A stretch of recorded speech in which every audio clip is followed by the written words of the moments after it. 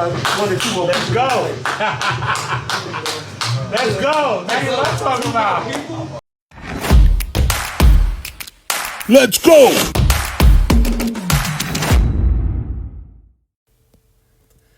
What's up, y'all? It's your boy Super Barber Samson with another video. Hey, check this out. I'm giving you another video, and I'm kind of going to give a slight tutorial, just kind of talk about clients and building relationships. I've been stuck on that. This is part of my series on just continuing to build relationships and partnering up with businesses and people who own business. The gentleman I'm cutting right now is Kev from That's My Dog. It is a hot dog restaurant. I don't know if that's what he calls it, but he basically specialized in the brisket dog. So it's brisket with, I mean, I probably can't even explain it right, but it's really, really good. You need to check them out. It's Kev's. It's the name of the restaurant is called That's My Dog. Check it out. It's over on Morton Ranch Road. I've been cutting Kev for a couple years now, and the cool thing about cutting Kev is that either I could do a house call on him, or I can do, or he'll call me up and be like, "Hey Samson, I need to get me and my son hair done," and he'll call me right up. And he first started out with a low haircut. Now he decided to get twists, but he's been basically keeping the faux hawk look, and he likes the look. And so, what I normally do is, if you see, I'm shaping him up, and the reason why I shape him up first is because most people, they won't shape you up, but I would do it because I need to see a guideline. Because when I get finished from cutting his edges or cutting them down, he has some gray areas, like when I mean literally like some hairs that are growing that are gray, and you can't really see the shape up as strong when you cut it lower. So I just give him a clean shape up. It's like a touch by shape up, and then I go back over it after the haircut is over. So right now you can see what I did. I just balded him out on this left side, and then that's my first guideline. And then if you can see, hopefully you can see it, but you see I'm flicking out. That is really important. As barbers, I told a whole bunch of people on yesterday that, if you do not flick out with your haircuts, you will always leave a line. And so what I'm doing now is I'm literally cutting down the bulk, because I cannot go into that line where where his hair is twisted up at. So I want to stick to the blend, to that next guideline, and you see how it's easily coming out, but he still have some bulk, a little bulky areas right near the part where the twists are at. And so if I go into that part, the clipper will literally hook on one of those twists and pull it out. And after he got such a wonderful job done, you do not want to mess up your client's hairstyle. So you want to stick to the fade and blend where you need to stay. Stay in your area. One of the things of being a barber is, and specializing, is knowing how to stay in a certain area without going outside of that area cutting the person's hair. Stay in that area of wherever the fade has to be. And I've learned this many years ago, but a lot of barbers, once they start fading, it seems like they can't stop going higher. So if somebody wants a drop fade, they end up being a mid fade. If somebody wants a mid fade, it ends up being a high fade. And so one of the things you want to learn, one of the tools you want to get up under your belt, is learning how to not just fade, but learn how to stay within the area. And so right about here, I'm literally using also my corner. It may look like the blade is flat when I'm cutting it off, but I'm kind of like slightly leaning it up so it does not catch into his hair, into the twist of his hair. So my last video, I was talking about targeting. So how do you keep those people? People always ask me, Samson, how do you keep those people or your clients, how do you keep them happy? How do you keep them in the chair? And it's simply, you see, Kev is very interactive with one of the other barbers, Mike, and they're just running their mouth. We're talking about sports, talking about who team is better, what team is better. And this is not a simple distraction. He genuinely come in and feel the vibe. And as a matter of fact, Kev is usually the one who usually starts the conversation about football. So he enjoys coming in. He enjoys hanging out and talking with us. And we just don't talk about a haircut. We talk about sports. We talk about family. And mainly, we talk about business.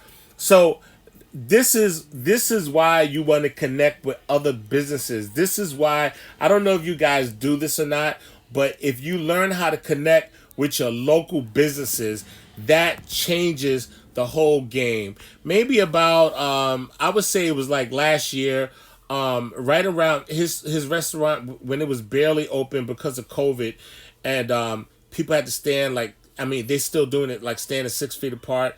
I walked in his restaurant, and he came out from the back, and jokingly, but I was very grateful because he's like screamed out, "This is my guy Samson. If you all need a haircut, go see him. He's down there on Friends Road." He gave the name of the barbershop. He's Samson Super Barber. You can find him on his website and blah blah blah. And I was embarrassed, but walking away, I was also thankful because I got business from that. The restaurant was crowded, and people was like, some of the people that was online was like, "Okay, well, hey man, where's your shop at?" And they took his word for it because they trust his food. And the same way, when people come in and they ask for where's a good place to get something to eat, and first thing I would say, "Hey man, have you tried a brisket dog?" And go see Kev at That's My Dog, and tell him Samson sent you.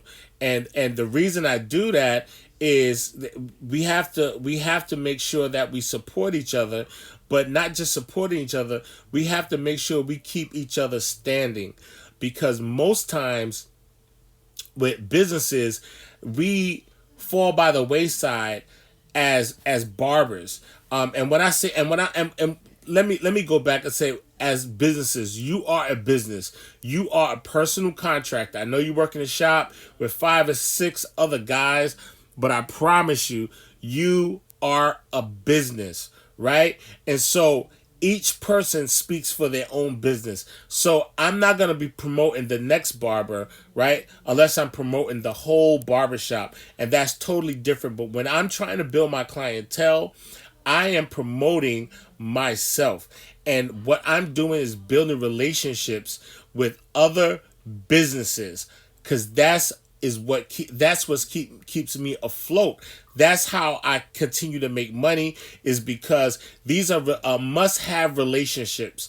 You must have relationships with local businesses. And I don't care if it's the cash register attendant at Walmart. I don't care if it's the gas attendant down at 7-Eleven. I don't, or Circle K, or wherever you go, you have to build those relationships, because these people will literally be your poster.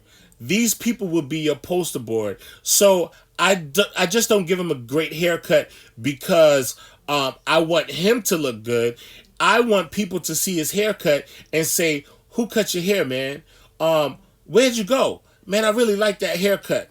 Man, that haircut is slick. Like, where'd you get your, who cut, what's his name? Where's he at? What's his address? Can I have his phone number?" Right? And literally call Kev calls me on a regular basis, sending me clients. Him or his wife, they would call, "Hey, go see Samson, he'll take care of you."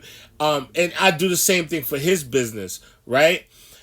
So that is important, because the word of mouth is still the first order of business when it comes to marketing, right?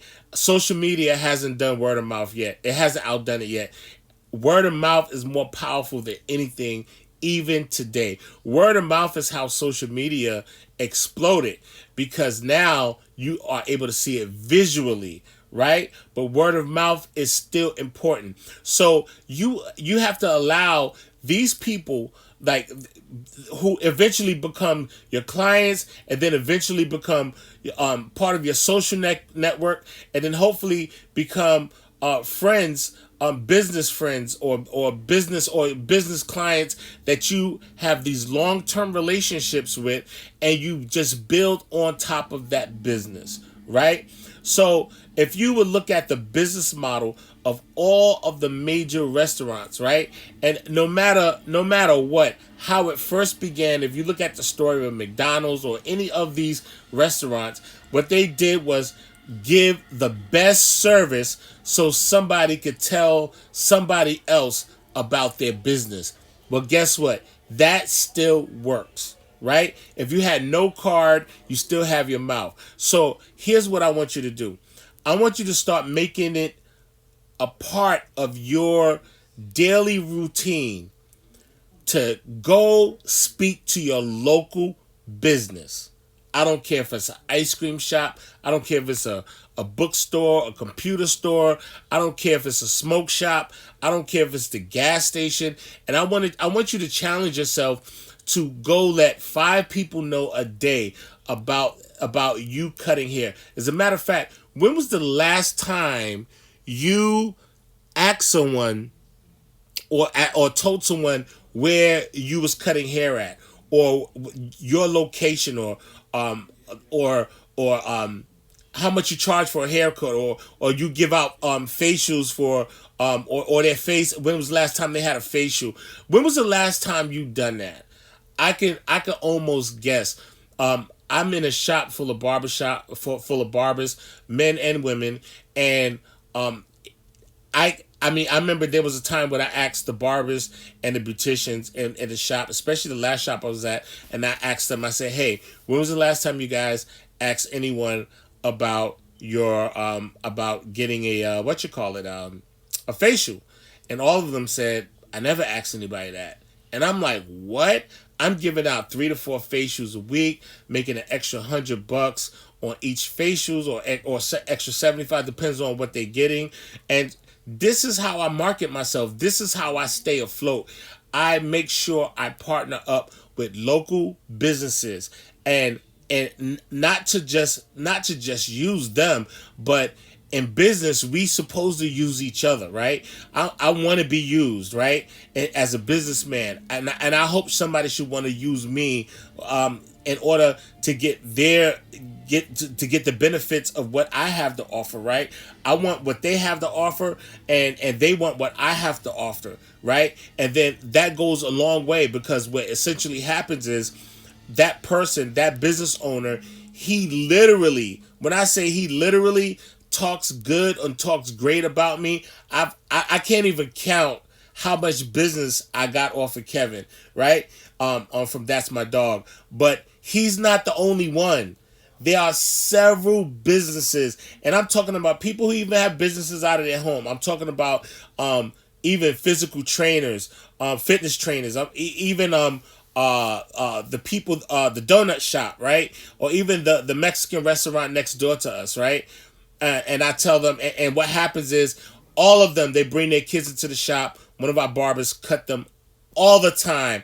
And this is not just every other month. They bring they bring their husbands in, they bring their kids in, they bring their grandkids in, they bring their friends in. All of them, they get designs, they get designer haircuts, they get all type of haircuts from some of our barbers in the shop. Why they do that? They do that because we go inside there, we have some margaritas, we have dinners. This is the way business works. And if you want to become just a shrewd person and just try to keep it all to yourself, good luck. But right now, what I need you to do, if you like this video, I want you to like, I want you to subscribe, I want you to hit the thumbs up. Hey, and I also want you to comment. Tell me what you think about this video. If you want to see more videos like this, hey, hit the bell. There's nothing much to this faux hawk. I just wanted to show you he's getting a clean faux hawk with the chin strap, and put a little enhancements on him just to make it pop. He don't really like it, but I give it to him anyhow.